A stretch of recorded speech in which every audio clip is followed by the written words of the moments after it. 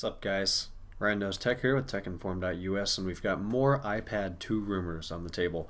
TechInform has probably posted 4 or 5 of these posts, iPad 2. Every week it seems like there's more stuff out. So this time it has to do with the physical form factor of the device. Now, the iPod Touch and the iPhone, the other two iOS running playmates with the iPad, I guess, the first generation was unique.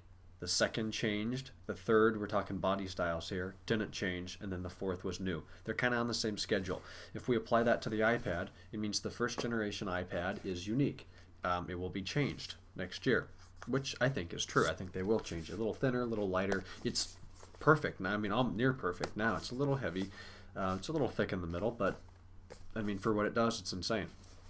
So these new rumors show that a case has shown up. I actually read most of this on Mac Rumors before we had a chance to post it ourselves, but it is still here down on the bottom of the site. There it is. Looks like the case that they found is a little bit different than what we're used to. The current iPad, if you don't know, it's sharp on the sides and then it contours around. Rumors have it that it's going to change to something like the iPod Touch 4, where it's flat on the back and then it goes all the way over to the edges and then kind of contours up, which used my sister's iPod Touch 4 that she got a couple days ago, and it's really nice. It feels really good in the hands. It's really well built, and I expect the same thing with the iPad. Screen resolution, who knows? If they put a Retina thing in this, it's like over 1080p. I read some figure on that. That's not going to happen. I definitely think it needs to be higher resolution, but you know, that just makes it more harder. That just makes it harder for app developers to make iPhone resolutions, old iPad, new iPad, old iPhone, new iPhone. I mean, that's 4 resolutions that are all over the place that they would have to code games in for, you know, the best graphics. So I definitely think it needs to be higher because of this. You look at an iPhone 4 or an iPod Touch 4, you look at the time, you can't see 1 pixel. You pick it up here from 18 inches away, I can count the pixels in it.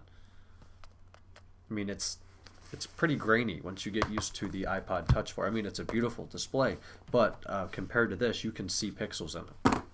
So I would expect a higher resolution display, even if it's only twice the old resolution, which is still huge. I mean, that'd be like 2000 by 1300 or something, and that's ridiculous.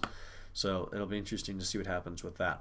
Another thing, they're reporting that there could be a USB port on it on the opposite side of the device from the volume buttons. Well, the volume buttons are on the right. Come over to the left. What if they put a little USB port in here? That would be great for flash memory. You could read and put documents on it. It would definitely make it more of a computer replacement, which I think a lot of people want this to be.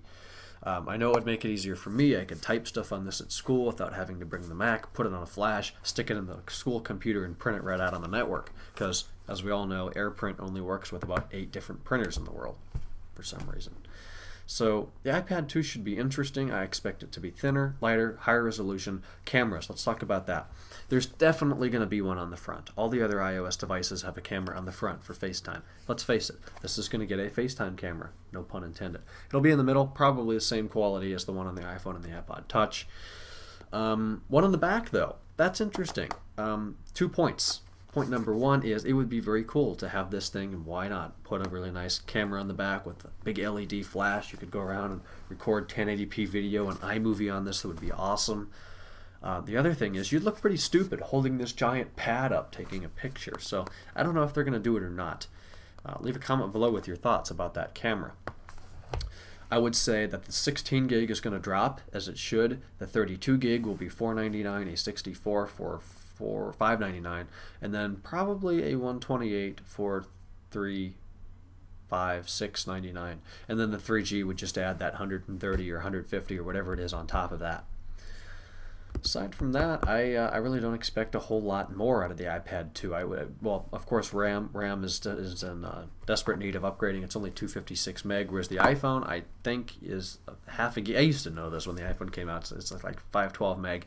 This at least needs to be 512 meg. They should just make it a gig, put a gig in there. And the processor, I'm going to guess, is going to go from 1.0 to either 1.2 or 1.4, hopefully 1.4. A lot of devices are coming out with dual cores. Apple's never the first to the table with stuff like that. They're going to perfect it, make it better. Who knows? Maybe it'll be a Core 2 Duo someday. That'd be awesome. But that's why we've had so many posts on iPads. It's just, you know, every couple days there's something new that we like to report about. But I'm excited for it. I do plan on getting one. I believe I found somebody that is interested in buying this.